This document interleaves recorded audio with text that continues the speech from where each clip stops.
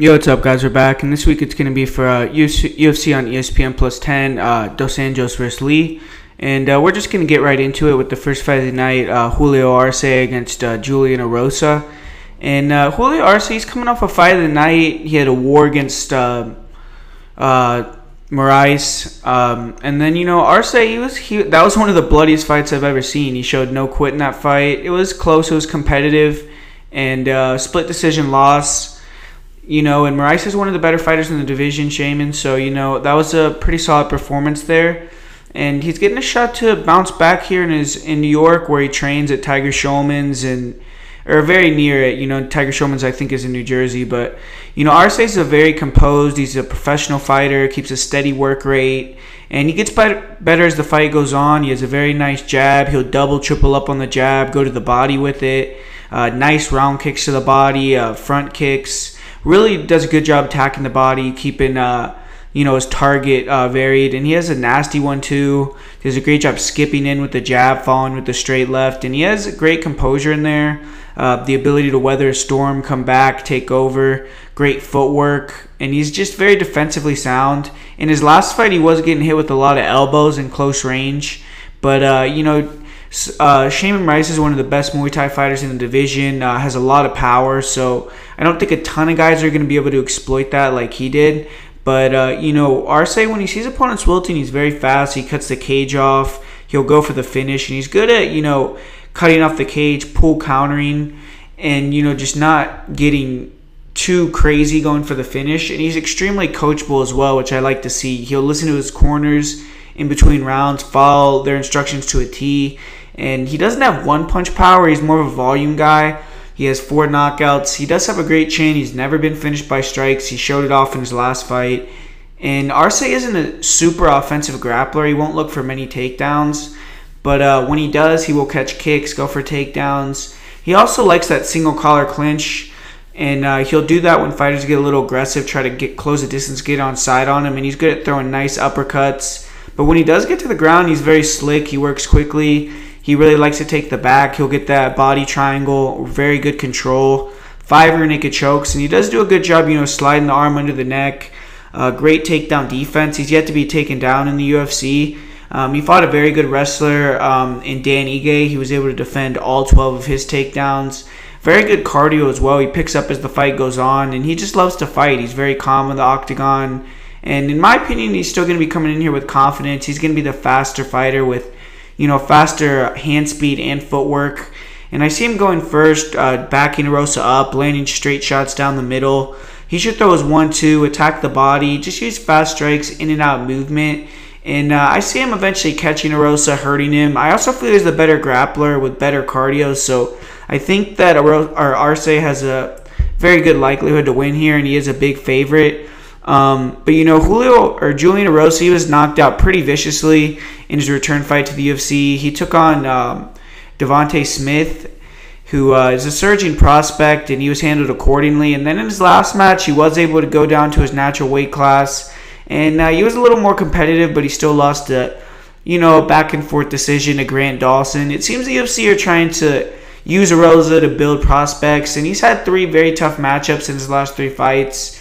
He's 1-3 in the UFC. He's been knocked out twice. He was also knocked out by Artem on The Ultimate Fighter, and his lone UFC win was by split decision. So, he definitely needs a good performance here to keep his job and just show that he's, able to compete at this level.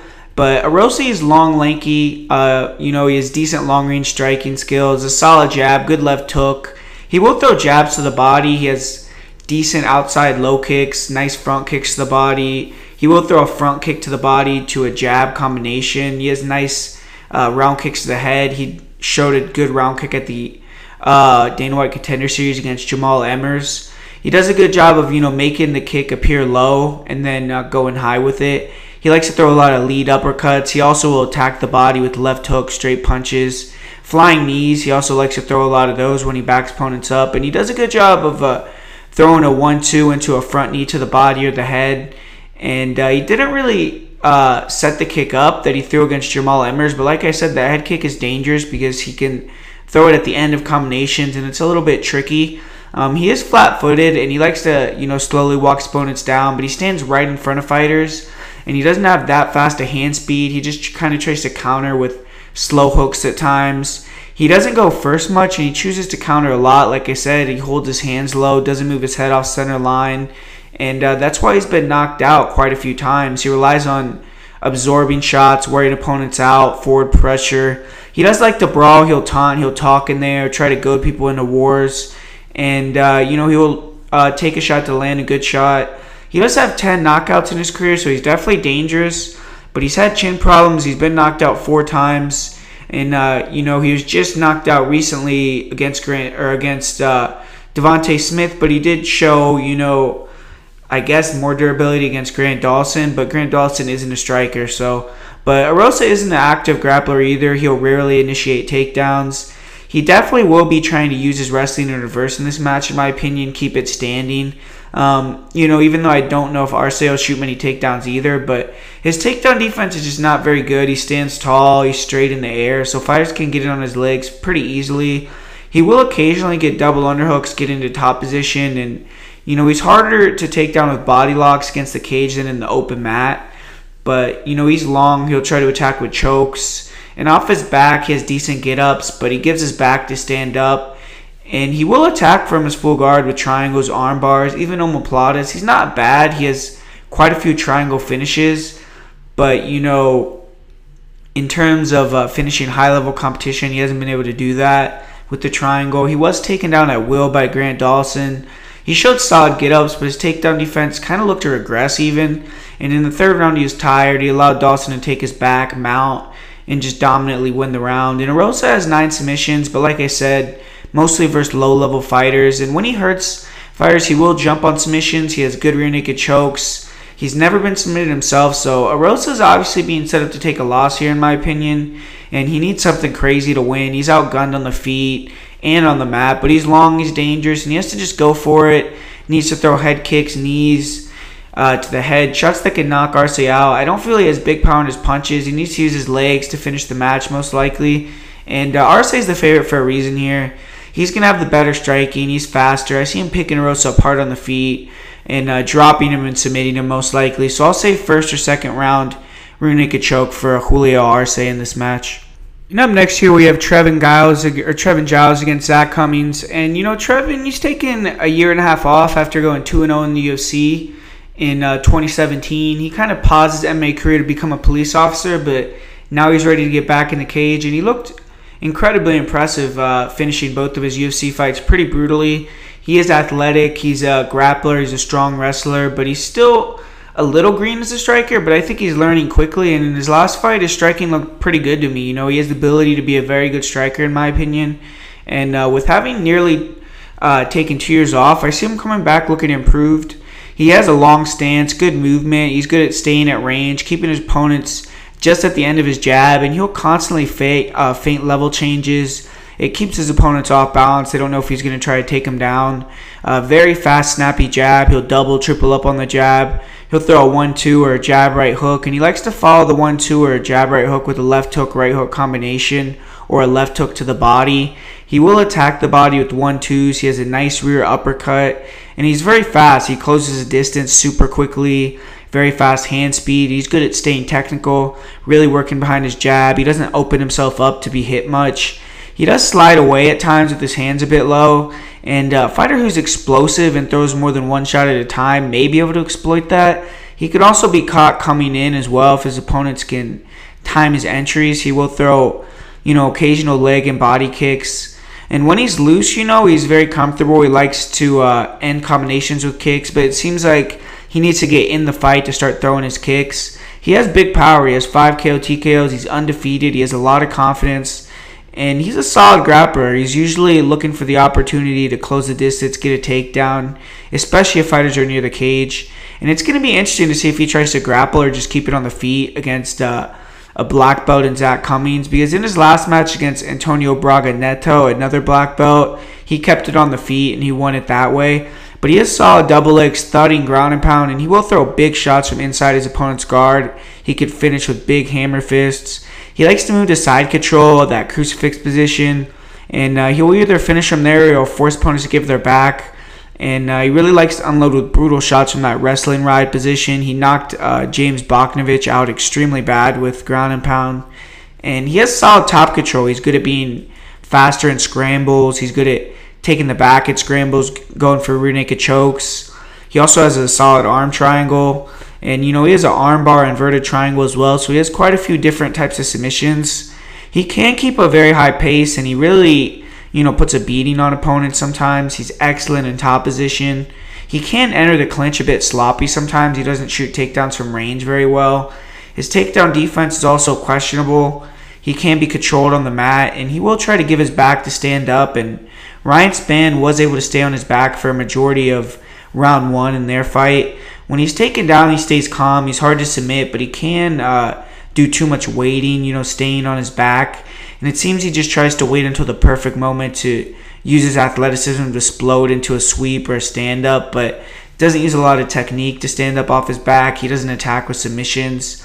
He was caught in a very tight guillotine against Spann, but he was able to get out of it. He was taken down as well a couple times by Braga Neto. He's briefly mounted in round 1, but he's never been put in a ton of danger on the ground. He does have great cardio, and once he was able to get back to his feet after being taken down in the 3rd round versus Neto, he turned it on, knocked him out, and that's something that I like to see because it just shows that he could be getting taken down, he could be in adversity, come back, finish the fight. So that was good. He has 5 submissions. He's finished 10 of his 11 wins, and his only decision of his career went a split decision.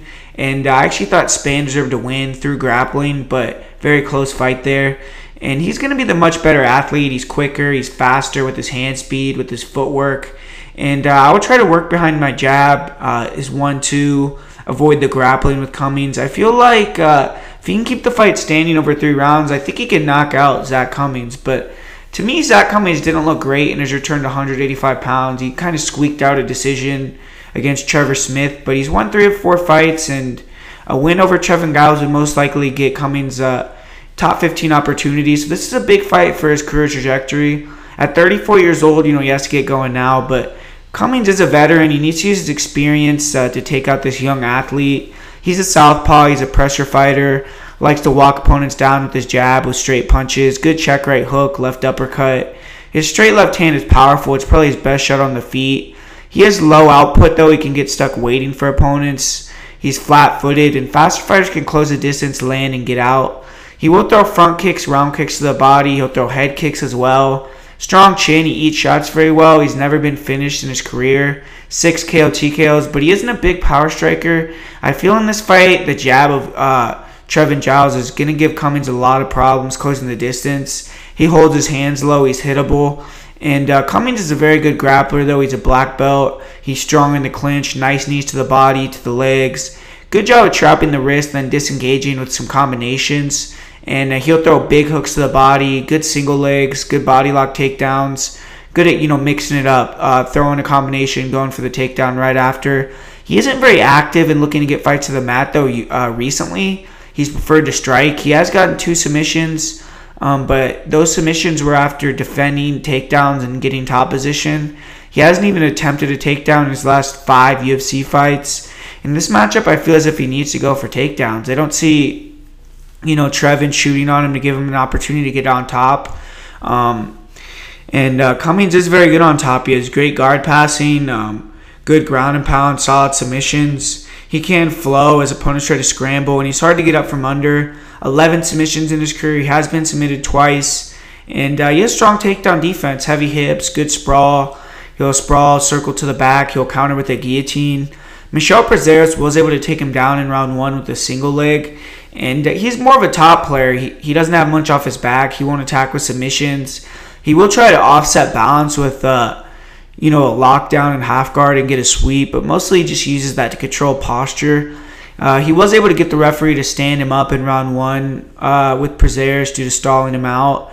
And I don't imagine he's going to have to deal with many takedown attempts in this fight. Cummins is going to need to get inside in this fight, in my opinion. He'll have to get in the clinch or in on a single leg, get this fight to the mat. We've seen Giles have trouble before with opponents trying to grind him out, controlling him on the ground. And Cummins has proven he can finish fights on the floor. On the feet, I just feel Cummins is too slow. I think the jab is going to really bother bother him. And if he stays on the feet, I see him getting knocked out possibly. He needs to get into top position, win the fight that way. But my prediction is Trevin Giles gets a knockout here. I see him being able to use his jab to bust Cummins up whenever Cummins tries to close the distance. I think that Giles will eventually start walking him down when he tires him out after he defends a few takedowns. And I think the damage is going to start adding up. And I see him just knocking Cummins out. Cummins holds his hands low. And the distance Giles can close is impressive. He's an athlete. He has big power. And I'm going to say Giles goes in there and gets a second round TKO in this fight. And up next here, we have a bit of a weird matchup with Patrick Cummins versus Ed Herman. I'm not really sure why they have these guys fighting each other. I mean, you'd think that they want to put them against a prospect. Fighting each other, I mean, I don't really know what they're going to get out of that. But, yeah, I guess it's like a loser leaves town match. But Patrick Cummins, he's lost back-to-back fights. He's 38 years old. He's definitely on the downside, but he's a grinder. He's a strong wrestler. He's a hell of a chin. Or not a hell of a chin now anymore. He used to have a hell of a chin, but he's willing to take punishment to get the fight to the ground, and he drains the opponent with his style. His striking isn't good. He has a ton of scar tissue buildup as well. He gets busted up, looks like a mess in almost every fight, but it seems like he almost has to get hit to wake up, and then his striking becomes a bit sharper. He has a decent jab, good left hook. He will throw a 1-2 along with jab, overhand right. He's good at faking level changes, coming up with a straight right hand. And he'll use some head movement to slip shots, roll, and throw a combination, return with punches after someone throws, but doesn't have a lot of head movement overall. He will throw overhand rights and right hooks in combination, kind of tries to do that to cut opponents off, then shoot in on them against the cage. He does have very good forward pressure. He'll continue to come forward even if he gets rocked or dropped. And his defense is poor, though. He doesn't move his head. He gets tagged with overhand straight punches. He does have a solid chin, but he gets rocked a lot. He's forced to panic wrestle. And when he's hurt, he just doesn't have good footwork. And if he can't slow down the fight, he usually gets finished.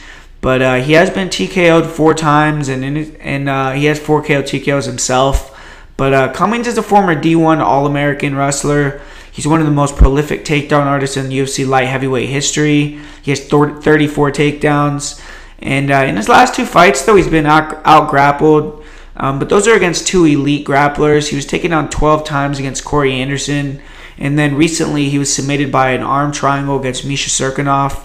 But he has good single and double leg entries. He will drive through, dump opponents, or push him against the cage, work from there. He'll get a hold of the front headlock, try to snap his opponents down or trip them. And very good body lock trips. He will lean and wear on opponents with constant forward pressure, short shots. And when he gets top position, he has good control. He'll land big elbows, hammer fists. He does have 2 submissions, but he isn't a big submission threat. He was submitted for the first time in his career in his last match. But Cummins isn't going to bring anything different here. He's going to want to, use his forward pressure, back Herman towards the cage, shoot in on him. I think if he can clinch with him there, he will be able to take him down. And I think once he takes him down with a double from the outside or against the cage, he needs to be careful, not letting him right back up and wasting energy. But I think if he could control a little bit, he's going to waste Ed Herman's energy. But, Cummins needs to be careful not to eat a big shot in the clinch or at range. But in my opinion, this is his fight to lose. Ed Herman, he's an OG of the sport. He was a competitor on Tough 3. He's been in the UFC since 2006. And he has a lot of good moments in the octagon. But recently, he's lost 4 or 5 fights. He's only 1-3 since moving to 205, losing 3 in a row. And, he's a grinder as well. He isn't very tactical with his striking.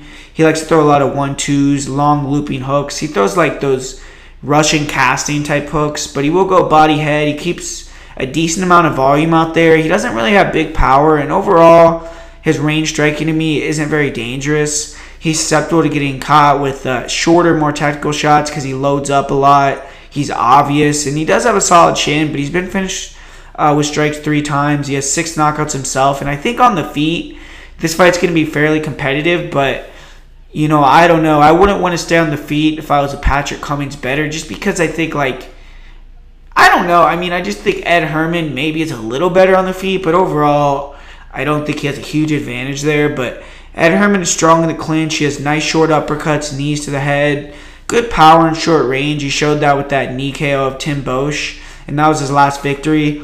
But he's a good wrestler. He has solid takedown defense. And he has 32 takedowns himself in his UFC career. And on top, he has big elbows. He cuts opponents up. He likes to get to the back. Nice rear naked choke. And off of his back, he doesn't have a great get up or sweep game, but he's active off his back. He'll attack with arm bars, leg locks. His takedown defense isn't very good. You know, he was taken down. He was dominated on the mat by CB Dollaway, who I think is kind of a similar proximity to Patrick Cummins. He's a bit of a chinny guy. I would say he's even chinnier than Cummins, and a grinder who likes to wrestle. And I would say Cummins has better cardio and he's the bigger guy than CB. So I think this is maybe even a little bit better version of CB Dollaway at that point in Dollaway's career. But he will attack with, this is Herman, he'll attack with arm bars, leg locks. But, he doesn't get up off his back. And Dollaway is able to keep him down when he took him down. And I feel if Cummins can get a couple takedowns, he'll slow down Herman. He has a high likelihood of winning if he can do that. Herman does have 14 submissions, but he doesn't have a submission since 2012. And he needs to try to stay a bit more tactical, stay composed, and stay off his back. He should work, off his jabs, his leg kicks, try to let go when Cummins closes the distance, look to land big knees, elbows in the dirty boxing range. He needs to try to get a knockout or multiple big moments to win here. But I think Cummins should definitely win. I just see him getting takedowns, Herman not getting up. Cummins is big, and he's made a living off doing this, and Herman has slow feet. He stops against the cage, and this should be easy for Cummins to get takedowns, beat up Herman on the mat, just make him tired quickly, and, make it an easy fight. He needs to be careful with subs of Herman, but I don't think they're extremely dangerous. And knowing Cummins, he will get you with some big shots. He will make betters if you bet on him.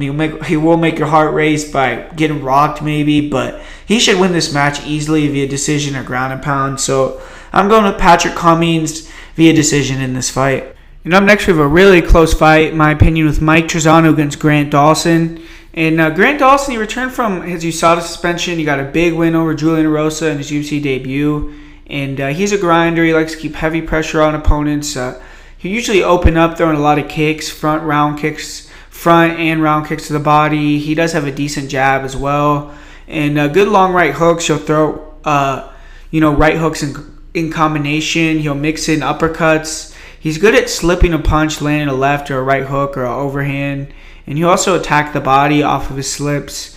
He'll throw nice head kicks. And when he's the faster fighter, he usually dominates because he could slip, counter with strikes, or slip and counter with the double leg. And he's quick. He cuts fighters off well. He does hold his hands super low. His chin is straight up in the air. He's very open to being hit. And he has been TKO'd once before, but that was not at range, though, actually.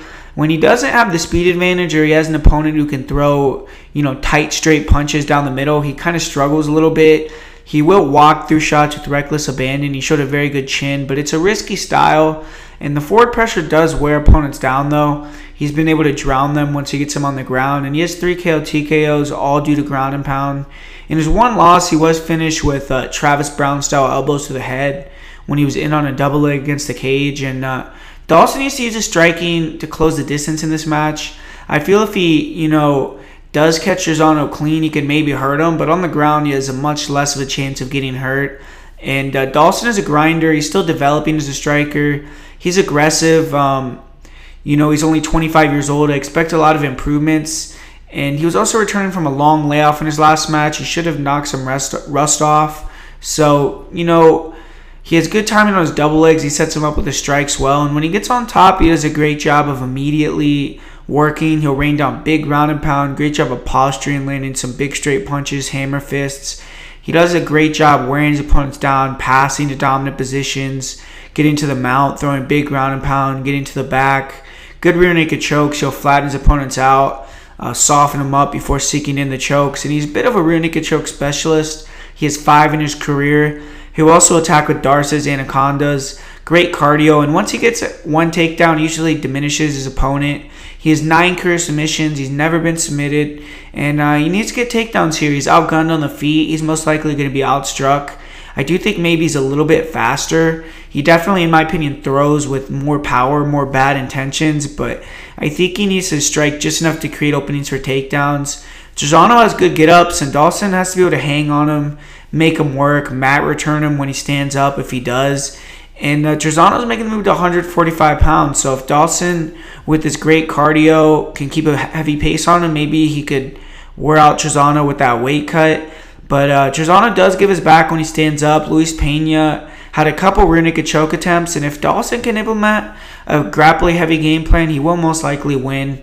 But Mike Trezano, he is dropping down to 145 pounds. He won tough. And then he won against Luis Pena at 155 pounds. But he did look a bit small for that weight class. So, Trezano is a technical striker. He has good inside-outside leg kicks. He has a very strong jab. Good job keeping a high volume of shots out there. He'll just touch his opponents. Then he'll throw with bigger power. He'll mix in power shots.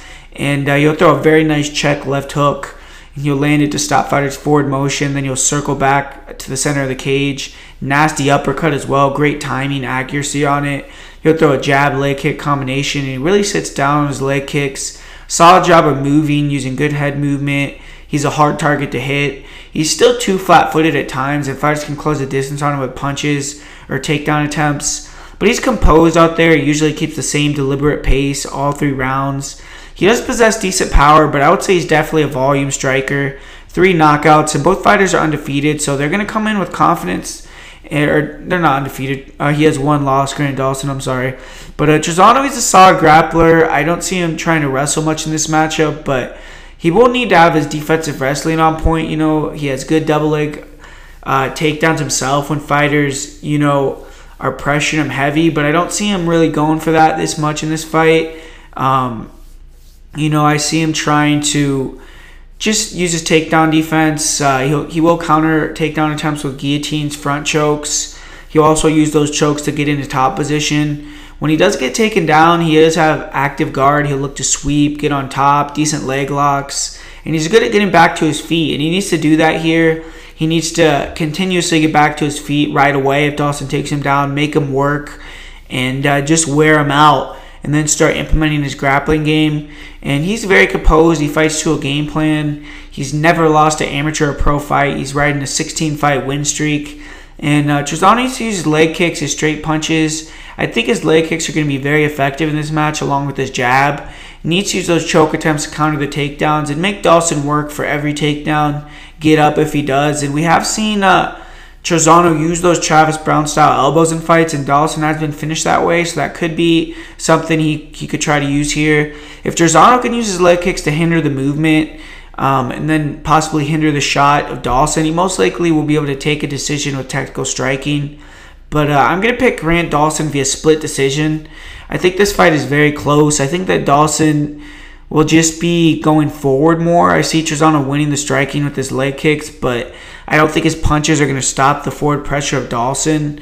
And I think Dawson will get his fair share of takedowns, have some minimal success on the feet after that. And I'll say he does just enough to get a split decision nod on the scorecards in this fight. And up next, we have what the potential to be a great fight with Danny Roberts against Michel Pereira. And, Danny Roberts, he's been up and down his UFC career. He had 2 consecutive fights, and then he was submitted in somewhat controversial fashion in his last match. He screamed when he was caught in an armbar, and the referee counted as a verbal submission, but he's jumping right back on the horse. He's fighting 2 months later, looking to put that behind him. And Danny Roberts is a good, crisp boxer. He uses a lot of lateral movement to walk you into kicks, punches, very nice jabs, left straight hand combination, and great accuracy and power. He will throw a check right hook if you're getting too aggressive. He has a very nice jab, overhand right. He will also throw a left hook, right hook combination. He will throw inside, outside leg kicks, front and round kicks to the body. He'll even throw the occasional head kick. He can get walked down, and if fighters can get him against the fence, he's there to be unloaded on a bit. He has 6 KO TKOs himself, but he does have a questionable chin. He's been KO'd twice in his career. Roberts is not a bad grappler. He'll look to get double underhooks, push fighters against the cage. He likes to go for singles against the cage. Good body lock trips, heavy ground and pound, good scrambling ability. He has solid rear naked choke, and his ability to get he was able to get a triangle choke against Nathan Coy. And early on in this match, he should, in my opinion, try to get inside, clinch up, take Pereira down. I think he could potentially tire him out, even finish him with ground and pound or a rear naked. He showed some great submission defense in his last match. He was able to sweep a credentialed black belt and he hurt him with ground and pound. I think Roberts is actually very underrated on the ground. He has 5 submissions. He's been submitted twice.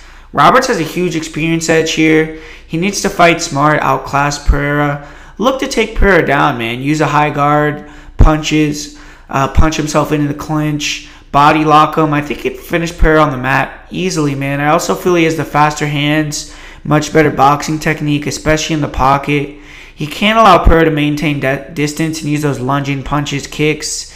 I think as long as Hot Chocolate minds his P's and Q's, he has a great chance to win this fight. I think that if he gets a takedown, he's going to be able to do some damage, man. Maybe even finish the fight with 1 takedown. So, I think that for Michel Pereira, he's entering the UFC with some fanfare. He went kind of viral for his crazy techniques in the cage. This guy fights like no one else, man. I mean, he'll literally moonsault off the cage mid-fight. He throws Showtime kicks, Superman punches off the cage. He's just a wild man. I'm not sure he could pull those crazy techniques off versus legit fighters. He hasn't really fought good competition. His last 2 wins have come against a 3-2 guy and a 4-5 fighter. And he is athletic. He has good movement, solid jab, very heavy straight right hand, very long reach, and he lunges forward with the straight right hands. He'll throw solid 1-2s. He'll go to the body with the jab, then throw the straight right hand to the head. Heavy hooks to the body. He'll throw a lot of front kicks to the body, oblique kicks to the legs. He does a lot of dancing. He'll do like hand movements, and I think he's just trying to lull opponents to sleep, and then he explodes in with like a flying kick, a knee, or a punch combination. I've even seen him do a backflip into a body kick, straight right hand combination. I mean, he'll throw 360 roundhouse kicks. He has decent spinning back kicks to the head, and his front knees to the body and the head aren't bad. And overall, this guy's just an athletic, dangerous fighter on the feet, but he leaves a lot to be desired in terms of defense. Holds his hands low. Opponents with good boxing can land clean on him. In the pocket, he'll brawl. He relies on his chin, and I don't think he has a very good chin. When opponents back him up towards the cage, they can tee off on him. I've seen him crumble to shots that didn't really look that powerful against the cage, and opponents seem to be able to back him up, keep him against the cage at times, but he will throw kicks, Superman punches off the cage to try to get him to, back off. He can be a bit low output in between those blitz combinations, and when, he's not doing much, he can be walked down. But when he sees you are hurt, he's a finisher. He'll turn up the heat. He has 9 KO TKOs. And he's finished his last 4 wins via KO TKO. He's only been finished by strikes once, but Pereira isn't much of a grappler. He will use the clinch effectively. He'll close the distance with hooks or a straight punch, grab the Muay Thai plum, land a knee to the body or the head, but doesn't have good defense in the clinch. Opponents can land big overhands over the top, uppercuts up the middle, leaves a lot of space to be punched. I've seen him shoot singles and doubles, and he did get a double leg in his last match. His wrestling, though, just doesn't look very good. And in top position, Pereira uses that more to take a break. He'll just lay in opponents' guards, land short hammer fist punches, but, he will try some crazy things such as backflip guard passes. I've seen him even drop an opponent against the cage, jump on top of the cage, moonsault off of it over his opponent as he stood up, and then throw a jumping side kick to the face. I mean, just crazy shit, but seems to have a decent sprawl and a decent get up. But he has good cardio, and when he stands up off bottom, he's good at going offensive right away. I've seen him hit with some big hammer fists in his guard, and I feel an experienced grappler could dominate him on the ground. And Pereira does have 6 submissions. He's only been submitted once, and he actually has finished 15 of his 21 wins. He's only 6-7 in decisions. And Pereira needs to come out fast, unpredictable, try to take Roberts out early. He has those dangerous lunging punches, dangerous kicking and crazy techniques, and if Roberts gives him space, he could get caught, but I think Roberts should smoke this fool, man. I'm going to say Roberts gets a first round KO, TKO, or submission, and pretty confident in this. I just feel like, I don't know, Pereira is just at that level, at the UFC level, so I'm going with Danny Roberts via finish in this fight. Then up next, we have a fight that on paper looks like a pretty good matchup for Desmond Green, but Des Green finally had that breakthrough performance in his last match. Even though it was against Ross Pearson, he had a very fast, devastating knockout. An efficient finish like that could really help with his confidence, finally showing his full potential in the cage. Green has long been a fighter who had a lot of potential, but he didn't let it all go. And he begged to be on this card in his hometown, and I expect him to come out in great shape, motivated after that knockout, trying to get another one. And Green is a great athlete. He's a well-rounded fighter. He's very fast. He likes to use his range, stay on the outside, throw kicks, dart in with dangerous hooks. He has a nice jab, good straight right hand. He has very nice counter overhands and uppercuts from odd angles. Very nice counter straight punches. And since he's a counter striker, he can tend to give up the center. And even though he may be landing more damage, fighters are walking him down, and that could be deceiving to the judges. He looks as if he can be a very dangerous guy, though, when he lets us go. We saw that in his last fight. But sometimes he just does just enough to get the job done instead of opening up and finishing the fight. This was most evident, against Giles and Tebow, but he did finish Ross Pearson very quickly. And he's hard to hit. He has very good defense. 6 KO TKOs. He's never been finished with strikes. And Desmond Green's an all-American wrestler. He's very explosive, very fast single and double leg shots. And if he wants to come in here with a wrestling-heavy game plan, he should be able to take down Jourdain easily, in my opinion. He hasn't wrestled very much in the UFC. He preferred to strike. But in this fight, I feel the gap in the grappling is just humongous. If he can get on top, he has heavy ground and pound. He has solid guard passing. His takedown defense is excellent. He's like a cat, man. He pops right back up to his feet if he's taken down. He's been able to deny takedown attempts against guys like Kabalov, Przerish. He only has 2 submissions. He isn't a big submission threat. He has been submitted twice, and Green has gas in fights, but that was at 145, and at 155 he seems to have good cardio. I think Des Green should look to take Jourdain down here. I think he can easily take him down. If he does, I don't see Jourdain getting up. I see Des Green just beating him up and maybe even getting a finish. He needs to watch out for the high elbow guillotine and the spinning back fist game of Jourdain. But other than that, he doesn't have much to worry about, in my opinion. Charles Jourdain is making his UFC debut. He's fresh off becoming the 2-division champion in TKO. But we saw another 2-division champion in TKO and Marc-Andre Barriault just come in and lose. But he did defeat Damian Lapalus via 5th round KO just over a month ago, April 11th. So he's coming back very quickly. And he looks to be pretty small for a lightweight. I definitely think he's a 145er in the UFC. And he's a good athlete. He's a good range striker. He has heavy low kicks, decent jab, but his lunging straight right hand is very nice. He'll throw a nice right hook to the body to a right hook to the head. He'll also throw a right hook to the body to a left hook to the head, or a right hook to the body to a head kick. He has decent overhand rights. He will mix in spinning back fists into his combinations. Very fast closing the distance. Very good flying knees. And he'll definitely push the pace, try to wear opponents down with body shots, with constant pressure. He's tough. He doesn't break. He'll also look to continue to finish the fight until the last minute. He does have power. He has 6 knockouts in his career and 9 wins. And Jourdain's grappling is not good, though, man. He's very questionable takedown defense. Doesn't have much off his back. He'll lose rounds through being on bottom. He is flexible. He tries to use a high guard or even a rubber guard. He'll attack with triangles and arm bars. Try to kind of create scrambles to stand up. I've seen him get put on his back for 5 consecutive rounds and not be able to stand up once. He will lock in guillotines to counter takedown attempts at times, but you really have to telegraph your shot or be rocked for him to get a finish with that, in my opinion.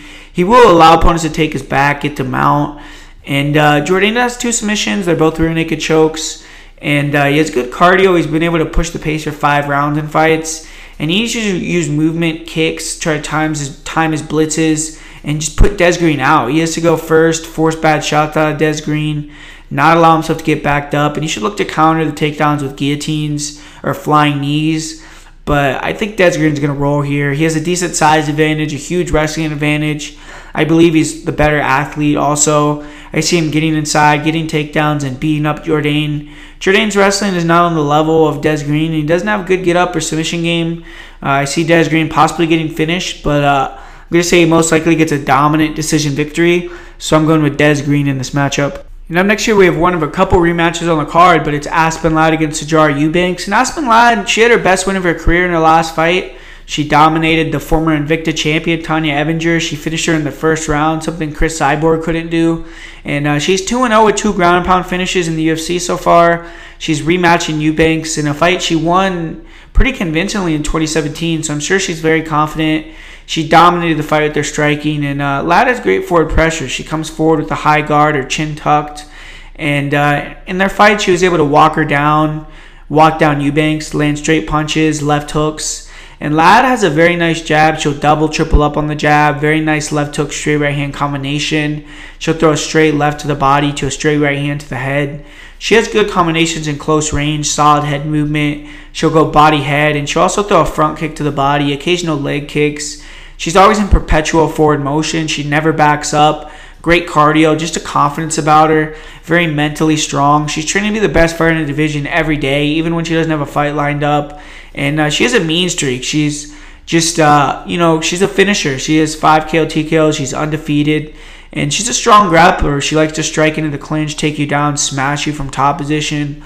Very physically strong in the clinch with her double underhooks, but she can be turned, controlled in the clinch a bit. We saw that with Lena Landsberg. She kind of needs to improve her clinch game against the cage so she doesn't lose fights by getting controlled. But in her last fight, she didn't have any issue with Tanya Evinger controlling her against the cage. She took her down and dominated in the first round. She had a great double leg in round 2, and once she got that double leg against Landsberg in their fight, after she had some trouble, the fight was over. She moved to dominant position, finished the fight. She's very heavy on top. She'll posture up, unload with punches, with big elbows. And in her last match, she was able to force Tanya Evinger to give her back. She flattened her out and finished her. And when she gets an opponent in a vulnerable position, she goes for the finish immediately. And she also has good overall takedown defense. She has a heavy sprawl. In her fight with Sijara Eubanks the first time, she did wait a little too long on the sprawl against Eubanks on the double legs, and Eubanks was able to get in on a single leg one time. She needs to address that a little bit, but she was able to deny mostly a majority of the takedowns from Eubanks. She also used a nice underhook to try to off-balance an opponent, take top position herself. And, Eubanks did take her back, but she was also able to take down Eubanks. She controlled her for a couple minutes. I don't think Eubanks has a high likelihood of submitting Ladd, but Ladd isn't a very active seeker of the submission herself. She only has one. I think she should have the same game plan that won her the first fight: forward pressure, volume striking. She has better cardio. She can keep a higher work rate than Eubanks. I also feel Ladd takes shots better. She's more willing to get hit. And if she avoids being taken down, controlled, she's probably going to win again. I could also see her trying to mix in takedowns at the end of rounds. Or, mix in take. She could just think maybe her top position is much stronger now. She's gotten back-to-back finishes. And maybe she'll take down Eubanks in this fight and be able to beat her up and control her from top position. But I think that she should just go with what she did in the first fight. But Sijara Eubanks, she's moving up to 135 pounds after multiple botched weight cuts at 125. Eubanks hasn't lost in tough UFC competition yet, though. She's 5-0. She was 3-0 in the Tough House. She had an opportunity to fight for that inaugural flyweight strap, but she missed weight. She was forced to pull out. Then she missed weight again, and that's why she's moving up here. She's taking on a fighter she recently lost to, and this is a tough matchup, She did show some major improvements on the feet in her last match.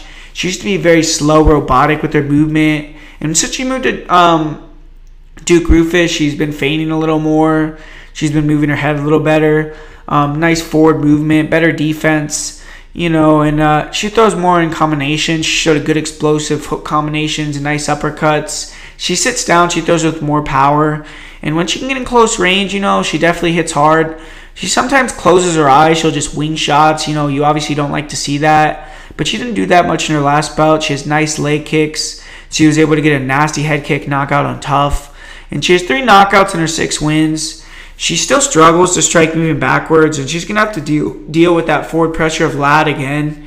And she's never been finished with strikes, though. She's a tough chick. She'll continue to press forward until you put her out. And she's a jiu-jitsu black belt. She's a good grappler. She has good double legs, good timing on her entries, good job chain wrestling. She'll also use her doubles to drive her opponents against the cage, then go for a single, change levels, go up for a body lock. Her single leg is probably her most effective takedown from the outside. She could shoot from too far out at times, though, and she gets very uncomfortable, it seems, in the striking. She is very heavy on top, though, when she gets on top, and she throws hard elbows. And she does a good job staying on top, winning the round when she gets top position. She has good cardio. She can keep a strong pace for 3 rounds. She only has 1 submission herself. She obviously isn't a big submission threat. And Eubanks, in my opinion, needs to look for takedowns, put Ladd on her back. I think her striking has improved, but Ladd's is still better. And if she can get top position or control her against a cage, that's her path to victory for me. But I see Ladd winning even more dominantly here. she's the younger fighter, so I expect her to be the one improving more quickly. I think she's the more dedicated fighter as well, to boot. I think that, she won the first fight rather easily, and, she beat Eubanks so bad. She didn't beat her so bad, but she beat her and made Eubanks think, oh shit, I have to change weight classes, and now she has to come back up to the weight class that she moved down to fight the same girl that made her change weight classes. So I just think Lad's going to be able to walk her down again, defend most of the takedowns, if not all of them, win the striking. And I say Lad wins via decision, but I could also see a ground and pound finish in this fight. But I'm going with Aspen Lad pretty confidently here. And up next, we have a pretty fun fight with Davi Ramos, and he's taken the UFC by storm since his loss at 170 pounds in his debut. He's gone 3-0 since moving to 155. And Ramos, he's a big, strong, explosive fighter. He has knockout power. He's a short and compact guy. He can close the distance, land left and right hooks. He likes to throw an overhand right. And he tries to set up behind his jab or his left straight. Big power in his kicks, thudding body kicks, powerful leg kicks. And he should be much more active with his kicking game in this fight. He likes to hang back and counter you, and he doesn't use many footworks or feints and fades, but he rather just slowly walks his opponents down, stays in their face, tries to get them to throw so he can counter with a flurry or an overhand right. And when opponents are pressuring him, he has no problem letting his shots go. He'll throw heavy hooks, overhands in combination, try to back you up, decent head movement. And he has a nice, powerful jab. And when he gets fighters moving backwards as well, nice step in knees, nice uppercut, left hook combinations. He'll throw explosive flying knees, and he can finish the fight with that flying knee. He is improving every fight with the stand-up, and he tends to wing some shots, though. Just throws bombs when he's pressured. Against Chris Grutzmacher, he was hit with some shot shots. He looks like he was getting a little bit tired because of Grutzmacher's forward pressure, but Grutzmacher's one of those guys, man, where he could take a brick to the face, continue to come forward, and Heinisch was hitting with some bombs, and Grutzmacher just wasn't backing off, so that was a tough matchup. But he has a strong chin himself. He's never been finished by strikes. He only has one KO TKO, but he definitely packs enough power to finish a fight. And Heinisch is a multi-time ADCC submission wrestling gold medalist. He's a black belt in jiu-jitsu, and he has some of the best BJJ in the sport. He's not a bad wrestler. He does a good job mixing up his takedowns. Does a good job catching kicks, countering with punches, or getting the takedown. He does a decent double leg. It can be telegraphed at times, but he has very nice body lock trip. He has a lot of strength in the clinch. He lands nice knees there. He controls opponents against the cage, bank time. And in top position, he's very heavy. Great guard passing. He'll pass immediately to side control to mount. Looking for the arm triangle.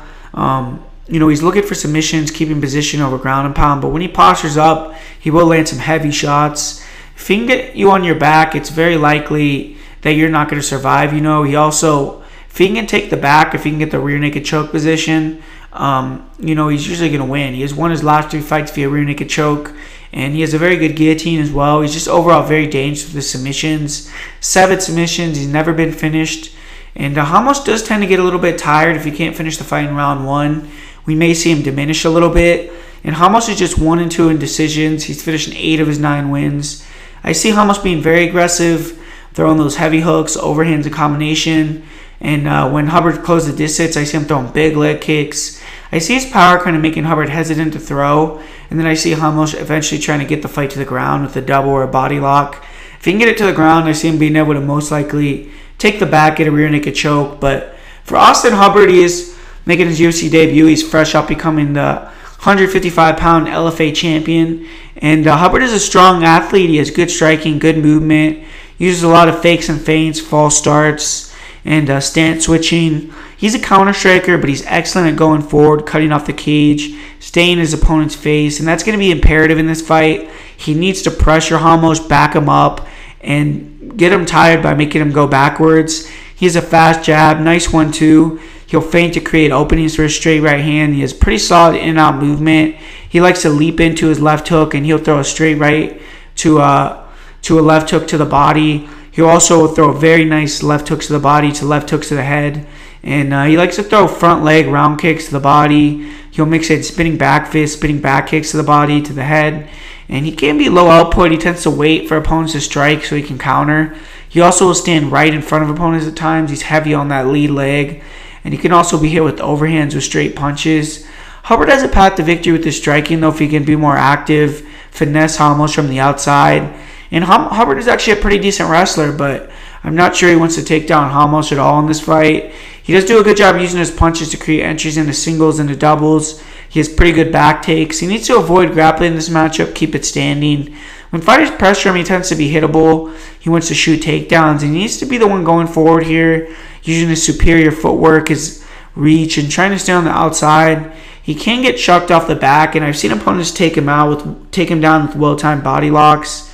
And in his last match, he had his back taken. He was in a fully sunk rear naked choke, and he got extremely lucky. You know, the referee mistaked the 10-second clapper for the bell. He jumped in when his opponent very well could have finished the fight in those 10 seconds, but we'll never know if he could have.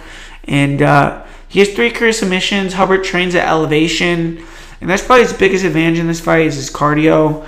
He needs to use that long-range striking, movement, attack the body. If he can get almost tired, then he can begin to try to cut him off, put pressure on him. He can't sit back and wait to counter so much or stand in front of Ramos. He needs to take tactical move, put pressure on him, and, you know, just throw volume, try to take a 3-round decision. I don't think he could finish him, but I think this line is a bit wide, but I'm going to go with Ramos via first-round finish.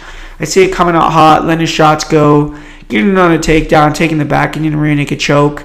If the fights get out of round 1, it could get closer if Ramos gasses. You know, Hubbard is a tough guy. He's underrated, in my opinion, in this spot with the line.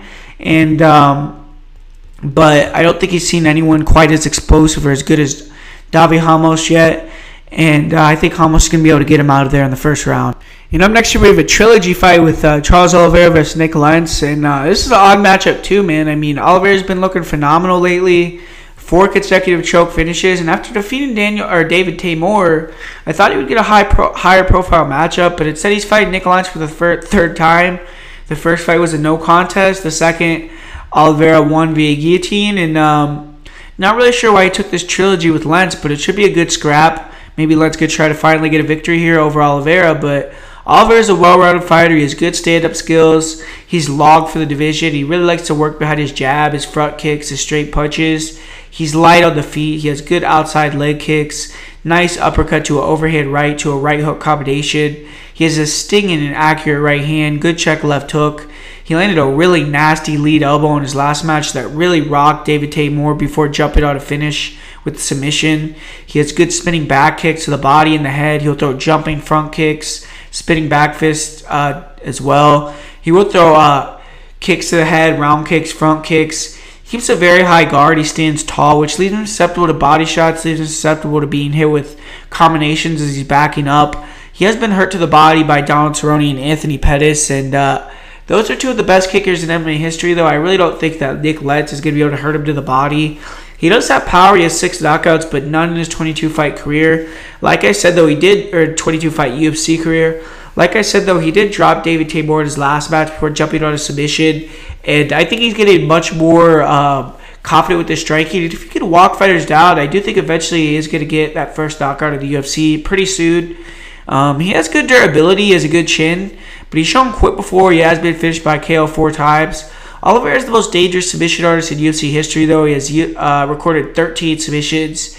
And he's a strong wrestler. He'll even pull guard to get the fight to the mat. He has excellent duck unders into the clinch. He'll duck under, get those double underhooks, dump his opponent to the body lock. He has nasty knees in the clinch, and he likes to get that Muay Thai plum, land a couple of knees, jump on a guillotine, a Arce, or anaconda. Big elbows as well. He already had a guillotine finish of Nick Lentz, and he's deceptively strong. He can muscle fires in the clinch. He's good at circling to the back and staying rear naked chokes, or getting his hooks in and pull his opponents into the background on the ground. His rear naked chokes are excellent. You know, he's an unreal squeeze. And when he gets his arms around that chin, his opponents are usually going to tap out. He has great reactive double legs. And when he gets on top, he has phenomenal guard passes. He'll move to the mount where he'll posture up, land big elbows, force his opponents to get their back. And if he can't get takedowns, he will attempt single legs, then pull guard. And in his guard, he has extremely fast hips. He'll attack with triangles, arm bars, leg locks. Good job using his leg locks to sweep to top position. He tends to get too aggressive at times against other elite BJJ fighters, and he has been submitted a couple times, but he has 16 career submissions. He's been submitted 3 times, and usually when he fights, it's a finish. When he loses, he's getting finished, or he's finishing his opponent. He has decent cardio, or actually very good cardio, and he can go all 3 rounds. Oliveira in this fight, I see him pressuring Ledge, trying to force him into bad takedown attempts. I think Oliveira is still faster. And if he can walk him down, land his front kick, straight punches, he's going to have success. I think if Oliveira can control the pace of the fight, he's most likely going to tire Lentz out again. I could also see Oliveira going for the clinch takedowns of his own, looking for a submission here. And Nick Lentz, he's had a bit of a career resurgence through the Coblet Cup with Henry Hooft. He's won 3 of 4 fights, and he catches a big underdog in his last match with Scott Holtzman. He has changed his style. He's more fan-friendly. He prefers to strike a little more now. In his last fight, he did have a lot of control time against the cage, but he's an aggressive southpaw. He'll throw nice, heavy low kicks, good jab, left hook, and he has good body kicks. He'll counter with jabs. He'll counter jabs with overhand lefts. He has some okay pop in that shot. He has a nasty right hook. He'll sit down and throws that shot with power.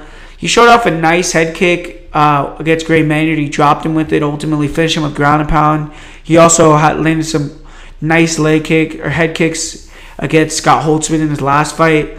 He's good at catching kicks himself, taking opponents down or striking off of them. He does have 8 career knockouts. He's tough. He has a good chin. He's only been finished twice in his career, but he was dropped in both fights against Charles Oliveira. And Nick Lentz is a grinder. He's a grappler. And that's his bread and butter. You know, he does a good job using his punches to close the distance. Just taking shots to get inside and getting in the clinch. And he's very good at getting that, body lock around the waist, circling to the back, landing those short knees, big punches. He has a good in the single collar position. He has good knees there, great elbows, good double legs, gets the cage, good body locks. And in his last match, he dominated Holtzman when he got that body lock. He was landing trip takedowns. He was circling to the back. He was landing those short punches, keeping him against the cage. And on top, he has good ground and pound. He'll throw big elbows, good punches. He slow cooks his opponents. He keeps a steady stream of shots out there. Very opportunistic with his submissions. Great guillotine. He has 11 submissions. He's only been submitted twice in his career. And Lentz does tend to tire in fights. I feel cardio was a main reason why Oliveira was able to finish both fights. Lentz did find success pressuring going forward on Oliveira in the second match. When he lets Oliveira fight at range, he gets picked apart. And when Oliveira comes forward and can get his clinch game going, it's even worse for him. He was hurt to the body in the clinch with a knee in their last match. And whenever Lentz isn't pressuring, Oliveira is getting off. But when he goes first, he throws in combination, he has success. Oliveira stands high with his chin in the air. And Lentz is able to back him up, land combinations, and then control him against the fence. And Oliveira has broken in the past, and that could be a way he could break him if he could control him against the fence, hold him there, just use his punches, and then just mat return him, take his back, land him inside control, land some elbows, and just continue to work that way. But, he was threatened a lot with submissions, getting swept when he was in Oliveira's guard. He was submitted in both fights, even though the first fight was changed to a no contest. I think if he does get takedowns, he needs to get body locks where he ends up inside control, not in the guard of Charles. In round 2 in their second fight, he won the round that way with decent elbows. He was able to control the pace, walk Oliveira down, control him against the fence, get in the body lock position, take him down directly into side control. And he was able to have some nice control time from there.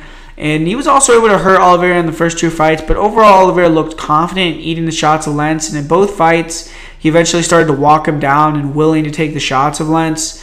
And Lentz is going to be a much improved striker, and this is a chance to prove it. This is a good fight. I feel the line is off. Duke Bronx is very confident right now, and if he goes forward and pressures like he did in his last match versus Tamor, I think he's going to give Lentz issues. Lentz is going to have to land some big shots that that drops or really hurts Oliveira, earns his respect majorly. In his last match, he put heavy pressure on Tamor, really took it to him. And if he does that against Lentz here, I think he's going to gas him out unless Lentz can hold him against a cage or take him down and control him. Charles is so dangerous that in the clinch or on the ground, Lentz always has to have his mind his P's and Q's. And if Lentz takes him down, he has to worry about the guard of Duke Bronx about being swept. And DuBronx has phenomenal cardio. He'll go for the kill for all 3 rounds at a crazy pace. And I just think he'll drop and hurt Lentz at some point. I could even see DuBronx getting his first knockout win, but unless he knocks him out, I always see him jumping on the submission first. I will say this fight is competitive, but I'll say DuBronx gets a late second or early third round submission after dropping Lentz. I think inside the distance for this fight has a high likelihood of cashing, but I think it's kind of a dog or pass at that line. But I will say Oliveira wins via second or third round finish. Up next here, we have Megan Anderson against Felicia Spencer. And Megan Anderson, she's looking to build off of what was a very weird win in her last match. She won via TKO, but it was due to toe poking Katsugado in the eye when she threw a head kick. And, Katsugado could no longer see. She swarmed her, finished the fight. I'm sure she's going to be looking for her first uncontroversial win here in the UFC. And she's a big athletic girl. She's 6 feet tall, but she's decently athletic. She moves well, and she's a heavy-handed striker. She has good forward pressure, good jab, strong straight right hand. Her straight right hand is very powerful. It's accurate. She has a nasty overhand right. Very good overhand left as well. And in close range, she'll unload with straight punch and hook combinations. Good hand speed. She'll mix in head kicks at the end of her combos. When she gets fires back against the cage, that's when she's at her best. She can really batter opponents. She'll use spinning back fists into straight punches. Good job doubling, tripling up with her left or right hook. And when fighters try to circle their backs off the cage, she has nasty step-in knees to the body, to the head. Great elbows, and she'll just go off when fighters against the cage. She's a dangerous fighter. She'll finish opponents when she has them hurt. She throws a ton of volume. She doesn't let up until the fight is over. She's finished her last 4 wins via KO TKO. She's never been finished by strikes, and I feel she'll be very hard to knock out. And Anderson is not a great grappler. She'll be getting her second consecutive training camp that revolves around fighting a wrestler, but she stands very tall, makes it easier for fighters to get it on her legs, to duck under, get in the clinch. She's very strong, though. She's able to defend the initial takedown attempts with heavy hips, and she gets taken down more by being too aggressive when she closes the distance. She'll close the distance with some knees or punches, get too close, and then fighters can take her down. She did some decent bottom work against Holly Holm. She was able to use her legs to off-balance Holm, attack with a leg lock in round 1, and her longer reach doesn't make it hard for fighters to pass her guard, but she seems to be green and turn faster on the ground. She was holding the guillotine in side control. She allowed Holm to pass them out, get dominant positions. She doesn't seem to have much experience fighting off her back. She was submitted by Sydney Dandois. And Anderson needs to stay off her back in this fight. She can keep the fight standing. She's going to have a huge advantage. This is definitely a striker versus grappler match. She's put on her back or put on the cage. She cannot stay there. She has to get back to the feet or circle off the cage. And Spencer doesn't shoot takedowns in space. She relies on getting in the clinch. And Anderson's strongest at defending takedowns there. I do feel she is someone who has the intangibles to improve rapidly, along with the build, the athleticism. She needs to dig underhooks on the takedown attempts, make Spencer pay when they're at range, and Anderson will know what Spencer wants to do in this fight. That's wrestle. Against Holly Holm, I feel she thought she was going to get a striking fight. She was a little surprised. And if Anderson can push Spencer backwards, get her towards the cage, let go with combinations, go first, be the one controlling the center, I see her finishing Spencer on the feet. But Felicia Spencer, she's 6-0 with 4 finishes. She's fought all 6 of her fights in Invicta, and she's coming off the biggest win of her career against Pam Sorensen. She's getting a big opportunity here to upset a pretty big name, jump right into that title picture at 145. And Spencer's a grappler. She has good kicks, but really no boxing. She relies solely on kicks and strikes, such as Superman punches, Superman elbows to get inside. She throws a lot of leg kicks, and I feel some of her leg kicks are very lazy. A good counter striker could counter. And, she likes to throw hook kicks, front kicks to the body, to the head, Superman punches and roundhouse kicks to the body. She will throw a body kick left hook or a jab body kick combination. Her punches seem to have really no power at all on them. She will also close the distance with elbows. And when fighters back her up, she really doesn't have much. She isn't fast or the greatest athlete, but she's very tough, and she'll take shots. She'll plod forward, plod through strikes. We haven't seen her fight anyone really who throws with firepower, though, and it's going to be interesting to how she reacts with the harder shots of Anderson. And like I said, this is a striker versus grappler match. And if Spencer can't get the fight to the mat, I think she's definitely going to lose. I think Spencer, just doesn't have the striking to keep it on the feet for 3 rounds. Spencer only has 1 TKO on the mat, and she's a standing knockout threat. She's undefeated. She's tough and rugged. She has a good chin. But she's a solid grappler. She's very strong when she gets in top position. I don't think her entries into her takedowns are the best, but she's very physically strong in the clinch. She has good trips, especially against the cage, and nice single legs. She will take the back from standing position, and she's very heavy on top. Excellent back takes. She'll flatten opponents out, land punches, lock in rear naked chokes from there. She can be a bit overzealous on top. She can get shocked off the back. She could also end up on her back, being too aggressive, going for takedowns, get reversed. Her takedowns to me really aren't super great. She really struggled to take down Pam Sorensen. She was reversed multiple times. And she could also struggle to get inside because she doesn't have dangerous striking, bad defense. So she could choose some bad takedown attempts. That could be an issue with this bout because she's only 5'6", and Anderson is going to have a significant reach and height advantage. But she is relentless. She'll be undeterred by getting denied, and she eventually, in all of her fights, has been able to get to the back, get the rear naked choke, or get the takedown. And off her back, she's hard to hold down. She's good at creating scrambles into takedown attempts. And she can control a punch against the cage as well. She has 3 submissions, including back-to-back rear naked chokes.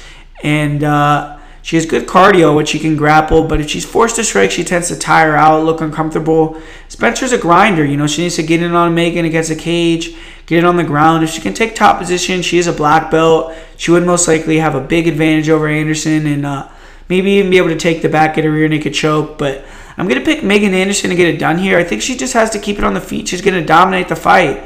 She has had back-to-back camps now where she's working on defending takedowns. She's at a good gym, and she has the UFC experience. She's fought the much higher caliber opponents. Spencer hasn't fought anyone very good besides Pam Sorensen, and she struggled a bit in that fight. I think that Anderson's going to be able to stop the takedowns early, make Spencer panic, and I see her being able to push Spencer towards the cage, laying combinations, but I feel she has to have worked on staying composed, staying at her range. But I think if she can do that, she'll keep Spencer on the outside, win the fight. She's going to have a 7-inch height advantage, and she's much faster. She has better hands. If she keeps Spencer at the end of her shots, I see her hurting her and finishing her. And I'm going to say Anderson via first or second round TKO. If she gets taken down and submitted in this spot, then we know what her ceiling is in the UFC. But I think Anderson has enough to get it done here. So I'm going to go with Megan Anderson. And up next, we have what, in my opinion, is an excellent fight with Ian Heinisch against Antonio Carlos Shoeface Jr. And, Antonio Carlos Jr. is finally returning after a year layoff. He has had to pull out of back-to-back fights due to injury. And hopefully he's ready to go here. But he's struggled to get those top guys to sign the dotted line against him. He needs to prove himself yet again to earn a top 15 opponent. He has 5 consecutive wins, 4 via rear naked choke. And he's a big athletic guy. He moves well, but I wouldn't say he's as great an athlete as Heinisch. He's getting better at his striking, but he still needs to do a lot of work. He has a wide stance. He has solid in and out movement. He likes to pressure forward, make the cage small for opponents, and he has a nice jab, heavy one too. His straight right hand has power, but he can lean back with his chin right in the air after he jabs. And he has a good uppercut. He has heavy leg kicks. He has good front and round kicks to the body. He'll throw a jab head kick combo. But he does pull back with his chin up in the air. And when fighters blitz him, that's going to be an issue. His last 3 fights, most of the fights, there was not much striking. But, against Tim Boesch, I will say in the striking that we saw, it was probably the best his striking has ever looked. He was more comfortable exchanging in the pocket with Boesch. And he was much faster. Against Heinisch, I don't see him being comfortable striking with an explosive, fast guy. He could shut his lights out. I think he's going to want to look to wrestle much more quickly. He has no KO TKOs, and he has been TKO'd one time. But Shoeface, he's one of the best BJJ fighters in the sport, especially for a bigger guy. He's dynamic with his jiu-jitsu, and he doesn't have the best takedowns, but he's very strong for the division. He's good at getting a body lock, dragging you to the ground. He will get double underhooks, put you against the cage, work from there. He'll also throw knees to the body in the clinch. He's good at shooting singles from the outside, and he was able to push Boesch to the cage using a single, then landed an explosive double leg in his last fight. He's very good on top, and he's excellent at passing guard, moving from guard to half guard to mount with ease. And once he gets to a more dominant position, usually you're not going to get him back. Like if he gets to mount, usually you're not going to be able to get back to half guard or get back to full guard. But once he takes the mount, he's very heavy. You'll land big shots. You'll look for arm triangles. Very good at getting the back mount, especially for a big guy. Very good in the scrambles. When he takes the back, his control and finishing ability is very good. 6 rear naked chokes, 4 in his last 5 wins. And he can be taken down himself when fighters close the distance, get him against the cage, they can control him, put him on his back. Marvin Vettori was able to take him down a couple times and land some nice ground and pound. Patrick Cummins was able to defeat him with a grappling heavy game plan. He will attack with the high guard off his back. He'll throw nice elbows. He'll look for triangles, for arm bars. He'll also look for leg locks, sweep to top position with them. I feel if Heinisch takes him down, he will be able to posture up and have success, but he definitely needs to be careful. Carlos Jr. has 8 submissions in his career. He's never been submitted. And ACJ needs to get this fight to the mat. He doesn't shoot double legs, so I assume he's going to try to take Heinisch down against the cage. If he can get on top, he could take the back like a couple of Heinisch's previous opponents. I see him getting a rear naked choke, but he needs to stay off his own back and avoid backing up with his chin high because Heinisch is explosive. And I think he needs to avoid, long striking exchanges here. But Ian Heinisch had a huge win in his UFC debut against a tough veteran in Cesar Ferreira. And if he can beat Muntachi and Shoeface back-to-back, that's a massive statement. He was scheduled to fight Tom Breeze in March, but Breeze pulled out on the day of the fight. And Heinisch has been, through the struggle. So I don't think that's going to really do anything to him. I think he's still going to be ready to go. I don't think this long extended training camp is going to wear him out or anything. And Heinisch is a powerhouse, man. He goes in there to take your head off. He's very athletic. He puts the pressure on right away. He constantly is faking the takedown, trying to come over the top with hooks, overhands. Nice run and front kicks to the body. He can also throw kicks without setting them up, though. And he can be taken down or hit clean off of them. I think that's going to be a big part of Antonio Shoeface. His game plan is going to be to try to take him down off his kicks or shooting on a single leg off his kicks. He does a great job closing distance, throwing a left hook into a double leg or faking a double leg coming over the top with his right hand. He has massive power. He can knock opponents out with one shot for sure. And Heinisch has 4 KO TKOs. He's never been finished by strikes. He's rough and rugged, and I think you would have to knock him out to stop him. And Heinisch is a great wrestler. He's very physically strong. He wears fighters out in extended grappling situations.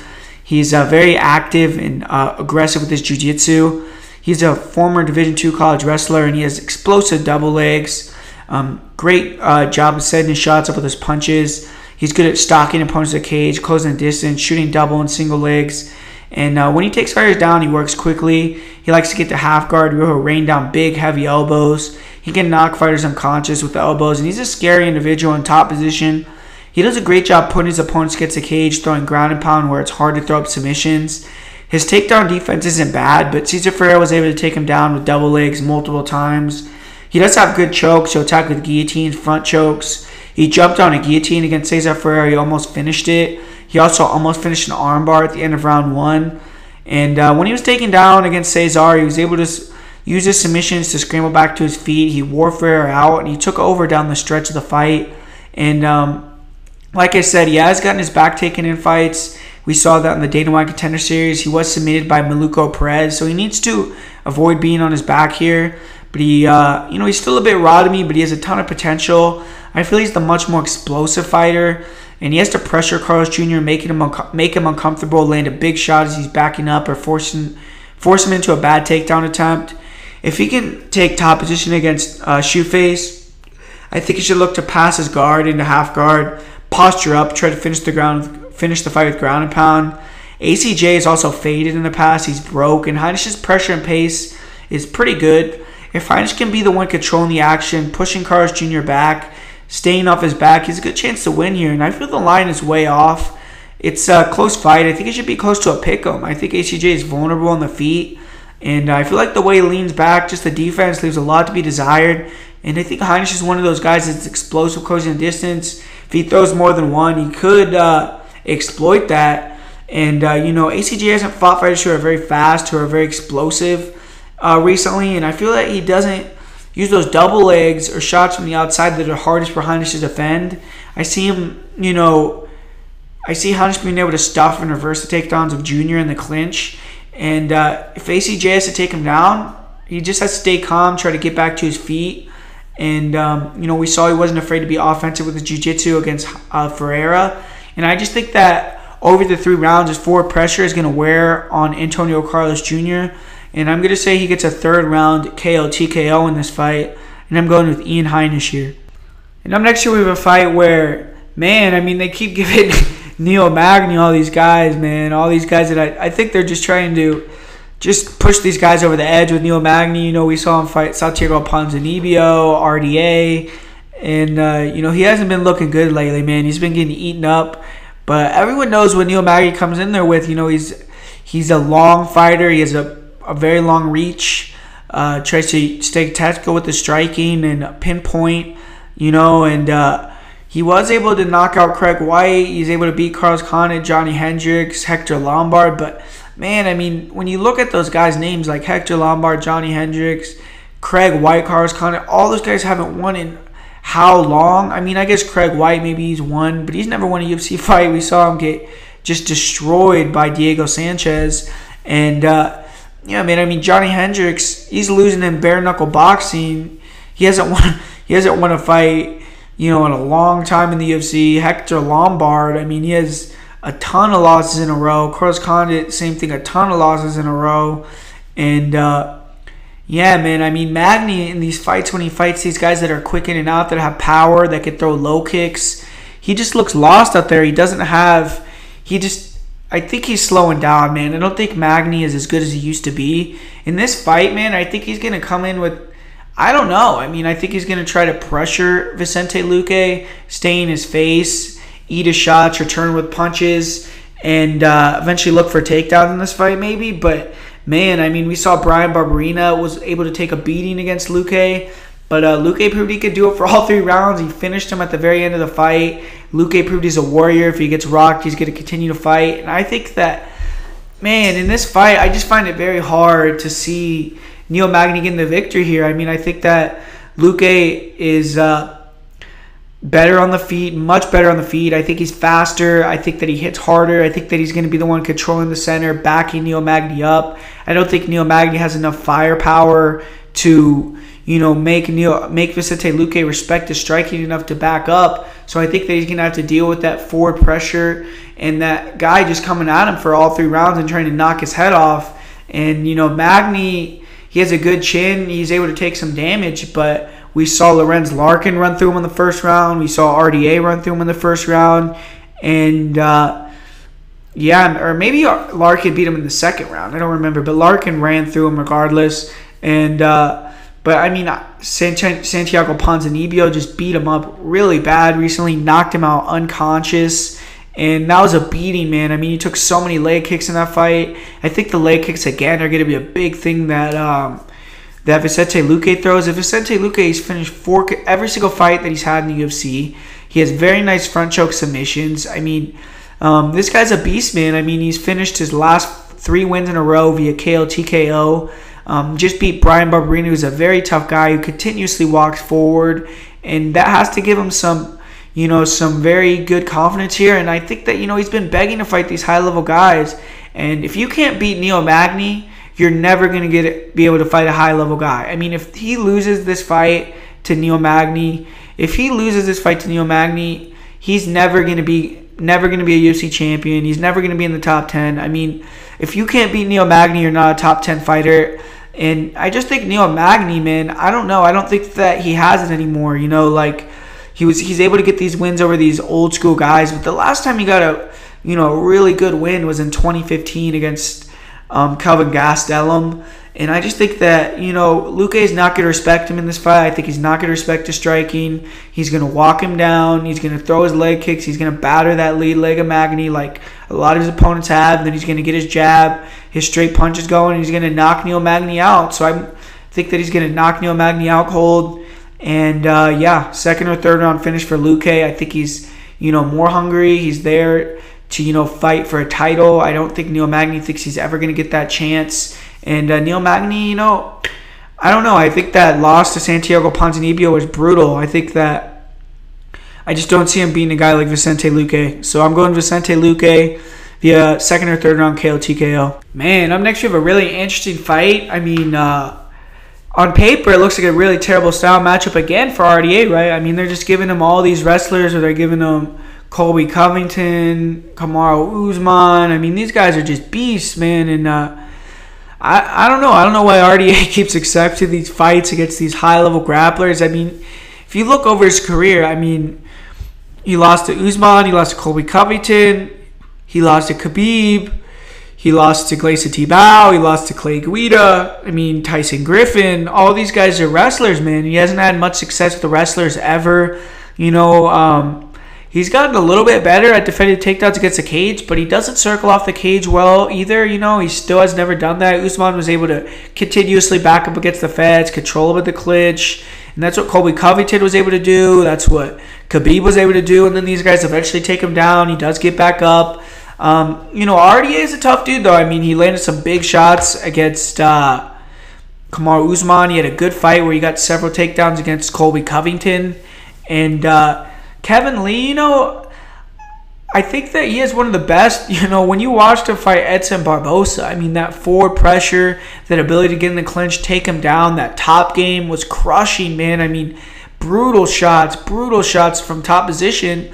And then you see him come into a fight against Ally Quinto where he's going southpaw. He's training to, prove that he's a good striker, throwing his jab, moving around. And then you hear him on the Ariel Helwani show today again talking about, this isn't going to be a wrestling match. I'm going to be showing him everything in my bag. I mean, to me, I hope that that's talk, man. I hope that he comes in here and just has that Edson Barbosa game plan because he could win the fight that way. I mean, I think the RDA could maybe knock him out. I mean, it's possible, I guess. He could land a big shot.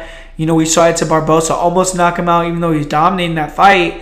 And Kevin Lee has had issues with his chin before, but moving up to 170 pounds, I think he's going to be more hydrated. This is going to be the first time we see him here at 170. Could be looking like a beast at 170. I mean, who knows, and I know that he probably wants to right the wrongs of that Ally Quinto fight, going southpaw, making a lot of mistakes. He needs to go back to his game, man. He needs to go back to wrestling, putting RDA against the cage, taking him to the mat. And I think if he could take RDA down, I think that he has a better top game than these guys like Kamaru and Colby. I think that he does more damage. I mean, this guy's top game is brutal. And, we saw him finish Edson Barbosa with ground and pound, a guy that Khabib couldn't even finish with ground and pound. And, if he comes in here with that game plan where he wants to pressure RDA against the cage, take his ass down, beat him up on the ground, keep him there, he's going to win the fight. He should win the fight. He really should. If he could do that, I think he's the better athlete than RDA. I think he's more explosive. I think he's going to be much stronger when they clinch up just because he has one of the strongest clinch-ups, tie-ups in MMA, man, especially at 155. And RDA isn't like he's a massive 170. And if he fucks around, though, with RDA where he wants to stay on the outside, make it like a striking match, RDA is going to light him up, man. I mean, he's going to throw those leg kicks. And I think RDA is going to be trying to counter with a lot of front knees in this fight. I think he's going to be, he's always going to have to try to circle off the cage, stay in the center, control the center. But it seems like he really struggles to do that. And, I'm going to go with, Kevin Lee to get the win here. But it's interesting because, Kevin Lee could be broken, low-key, man. I mean, it's possible that, Kevin Lee with, what has happened to him where he lost again, Ally Quinto. He was talking before that fight. It was going to be easy win. Now he's moved up to 170. I mean, who knows where his head's at? But, in my opinion, it's just like you would think that he's going to win the fight. You would think that he's going to win the fight. I just feel like this is a good matchup for him. They're obviously giving him a favorable matchup to get a win here. I mean, there's no reason why they would want RDA to win this fight. RDA has already been the champion. RDA's almost 35. He's lost 2 in a row. They're obviously trying to get Kevin Lee a high-profile win with a guy that's a good matchup for him. And hopefully he comes in here with his mind right and he gets it done. So I'm going to go with Kevin Lee via decision or ground and pound finish. But, I'm going to go with Kevin Lee. And for the parlay of the week this week, guys, I'm going to give you guys Aspen Ladd, Julio Arce, and Vicente Luque as the parlay of the week. And, a couple other plays that I think are pretty good as well. Danny Roberts, Trevin Giles, Ian Heinisch, I think is a very good play as an underdog. I think Desmond Green should definitely win. I mean, but he's like minus 500 as well. So if you want to exchange him in the parlay for someone else, that's not a bad thing to do either if you have more confidence in him. I see a lot of people having a lot of confidence in Davi Ramos, but I don't like the line. Charles Oliveira, I don't like that line as well. For a lot of these fights, they're close. Grant Dawson, Jazan is a close fight. Obviously, Lee versus RDA is a close fight. But, yeah, guys, if you make sure to comment, like, subscribe. Tell me who you think is going to win the fight, what bets you have going on for this week. And, thanks for watching. Make sure to comment, like, subscribe. And hopefully we all cash our bets this week.